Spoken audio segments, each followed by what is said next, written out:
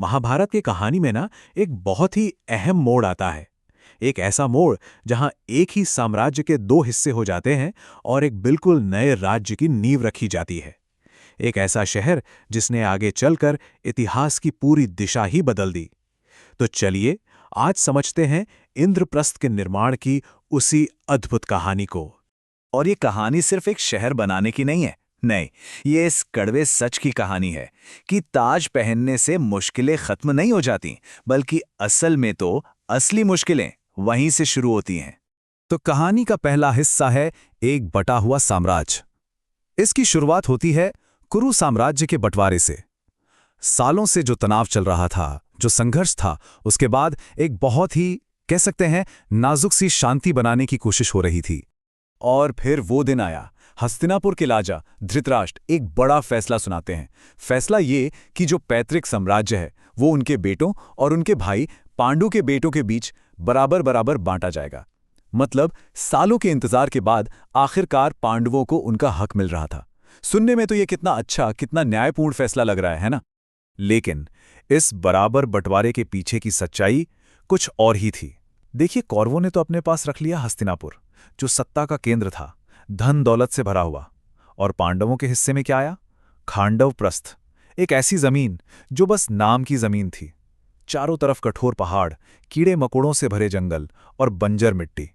कुछ लोग तो इसे शापित भी कहते थे।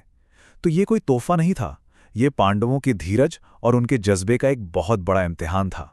अच्छा, अब चलते हैं हस्तिनापुर, जहां पर राज्याभिषेक की रस्में हो रही थीं। क्योंकि देखिए, एक नया राज्य खड़ा करने से भी पहले जरूरी था कि यह नया शाही परिवार अपनी अंदरूनी बुनियाद को मजबूत करे। और इस नई शुरुआत की पहली कड़ी परिवार के अंदर ही जोड़ी गई। एक बहुत ही भावुक और महत्वपूर्ण पल था वो, जब माता कुंती ने परिवार की बागडोर, सारे अधिकार अपनी बहू द्रौपदी को सौंप दिए।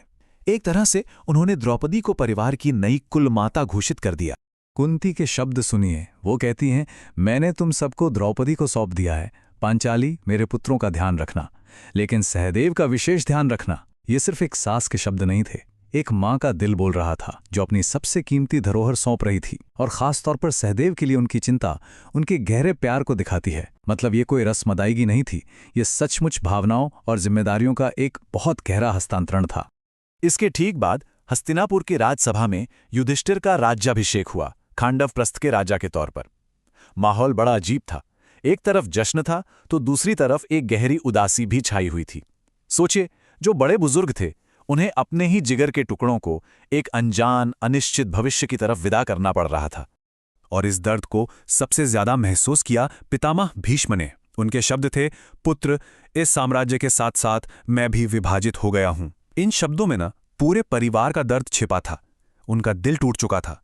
उनके लिए ये जमीन का बंटवारा था ही नहीं, ये तो उनके अपने दिल के दो टुकड़े हो रहे थे। वहीं गुरु द्रोण, उन्होंने अपने प्यारे शिष्यों को विदा करते हुए राजधर्म का आखिरी पाठ पढ़ाया। उन्होंने कहा, युद्ध, शांति और मूल्यों की रक्षा के लिए किया जाना चाहिए। ये सिर्फ एक सलाह नहीं थी, ये आने वाले कल के लिए एक बहुत बड़ी चेतावनी थी कि देखो, ताकत का इस्तेमाल हमेशा सही चीजों के लिए करना। और फिर बारी आई विदुर की, और यहां पर राजनीति का तनाव एकदम साफ नजर आता है। विदुर, जो पांडवों के चाचा थे, वो चाचा के नाते आशीर्वाद नहीं दे पाए। क्यों? क्योंकि उस दरबार में वो हस्तिनापुर के प्रधानमंत्री थे और वो अपने पद से बंधे हुए थे। इसलिए उन्होंने सिर्फ अपनी शुभकामनाएं दी और कहा कि चाचा वाला आशीर्वाद वो बाद में अकेले में देंगे। तो विदाई हो गई और अब कहानी पहुंचती है अपने सबसे रोमांचक मोड़ पर। एक नए स्वर्ग का निर्माण, एक शापित जमीन को एक महान शहर में बदलने की वो अविश्वसनीय गाथा। तो जब पांडव खांडवप्रस्थ की उस वीरान जमीन पर पहुंचे ना, तो वहां निराशा का कोई नामो निशान नहीं था। अर्जुन ने कृष्ण से कहा कि उन्हें ये बंजर जमीन नहीं दिख रही, बल्कि उन्हें तो बस एक खाली कैनवस दिख रहा है, जिस पर कृष्ण का आशीर्वाद रंग भरेगा। क्या सोच थी!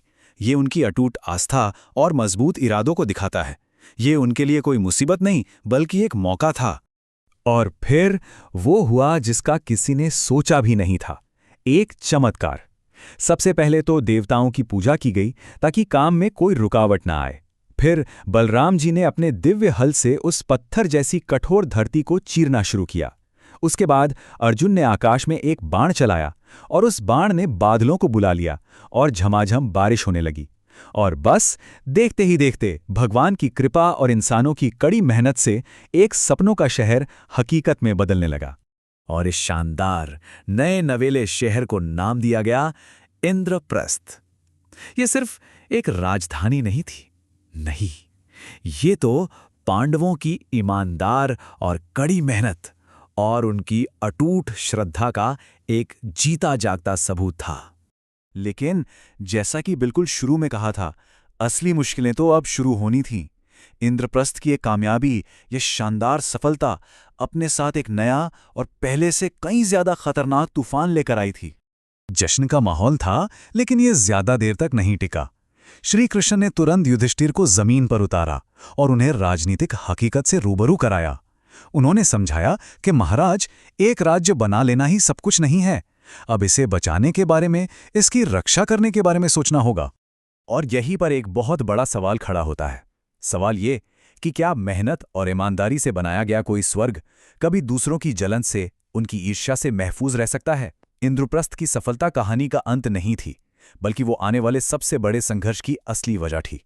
और श्री कृष्ण के इन्हीं शब्दों के साथ इस कहानी का ये हिस्सा खत्म होता है। वो कहते हैं, चुप्पी के दूसरी तरफ एक तूफान पनप रहा है, दुर्योधन के घायल अहंकार का तूफान। ये एक बहुत बहुत शक्तिशाली चेतावनी है। पांडवों की कामयाबी ने हस्तिनापुर में जलन की आग में घी डालने का काम किया है। और ये जो खामोशी है ना, ये आने वाले एक बहुत बड़े तूफान का इशारा है। अब दो साम्राज्यों का टकराव दूर नहीं है।